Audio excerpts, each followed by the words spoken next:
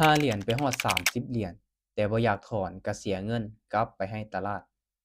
ถ้าว่าปั่นจากต้นทุน5เหรียญขึ้นไปฮอด30แล้วนี่น่าเสียดายคันว่าเสียกลับไปเพราะว่า30เหรียญนี่เนาะเราสามารถที่จะบริหารต้นทุนได้แล้วสามารถที่จะเก็บกำไรแบบมั่นคงได้แล้ว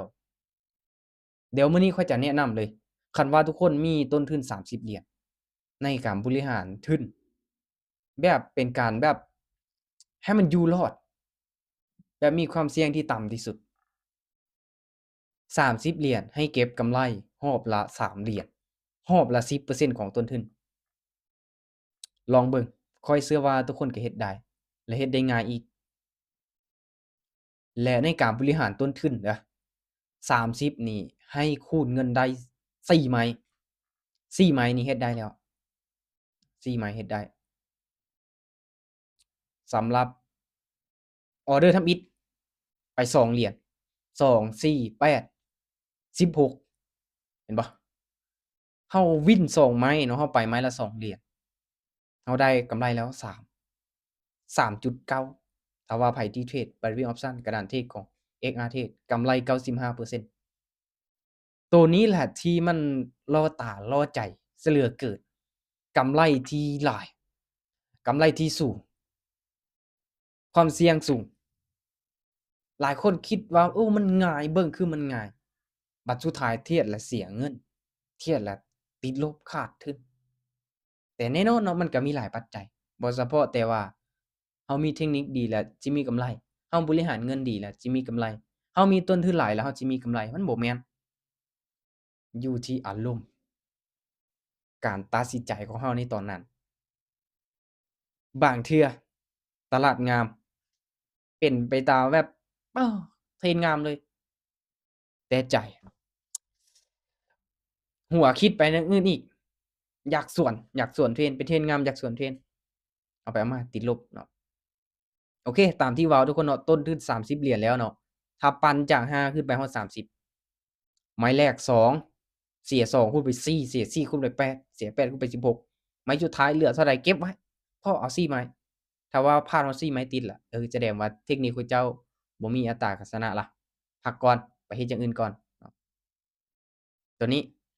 และเก็บกำไร10%นี่ต้องพักได้ถ้าว่ามื้อหนึ่งเข้าไปเทรด3รอบรอบละ3เหรียญได้9เหรียญต่อมื้อสุดยอดแล้ว200,000ปลายแล้วถ้ารายเป็นเงินกีบ เรตในปัจจุบันสูงหลายโอเคทุกคนเนาะว่าเรื่องการเทรดการลงทุนมีความเสี่ยงสูงหลายให้ทุกคนศึกษาหาความรู้ดีๆก่อนที่ว่าจะตัดสินใจเข้ามาเทรดเข้ามาลงทุนย้ำเนาะทุกคลิปที่ข้อยเฮ็ดลงไปเป็นการแชร์แบ่งปันความรู้ให้กับคนที่เทรดคนที่สนใจเนาะคนที่กำลังลงทุนอยู่เนาะมันมีความเสี่ยงสูงหลายก็อยากเตือนเสียด้วยซ้ำปัจจุบันคนที่เทรดความโลภถูกความโลภครอบง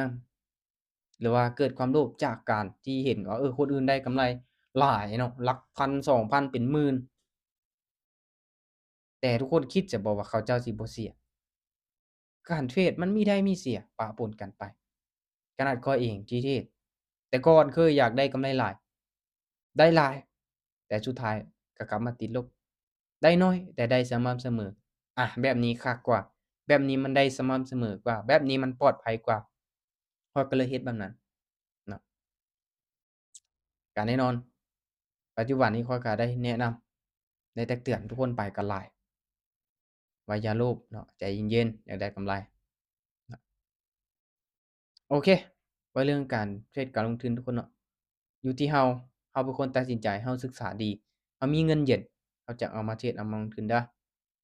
ย้ำว่าความเสี่ยงสูงหลายทุกคนเนาะบ่ได้แนะนำหรือว่าชักชวนเนาะเพราะว่าการนี้มันบ่ได้เหมาะกับกลุ่มคนทุกคนทุกอาชีพมันมีกลุ่มคนที่ประสบผลสำเร็จแล้วก็กลุ่มคนที่ล้มเหลว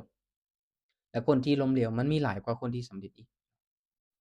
เขาเองก็ยังล้มลุกคลุกคลานยังบ่ทันได้เก่งแต่ละมื้อเนาะแต่ก็พยายามศึกษาพัฒนาตัวเองอยู่อะทุกคนเนาะโอเค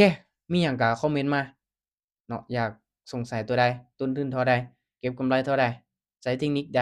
เดินเงินแบบใดคอมเมนต์มาทุกคนเนาะยินดีแชร์ประสบการณ์ให้เราเองก็มีกลุ่มจะแชร์แบ่งปันความรู้ให้เนาะเข้าฟรีเนาะคือศึกษาแบบฟรีๆเจ้าเข้ามาในกลุ่มเจ้าศึกษา หาความรู้ปีหนึ่ง2ปีเจ้าจึงค่อยลงทุนก็บ่ได้มีไผบังคับตัวนี้สำคัญสุดทุกคนเนาะศึกษาหาความรู้ดีๆก่อนที่ว่าเราจะตัดสินใจเข้าประเทศเข้าไปลงทุนเด้อทุกคนเด้อโอเคกดติดตามไว้เดี๋ยวเรามาเจอกันใหม่ในคลิปต่อไปทุกคน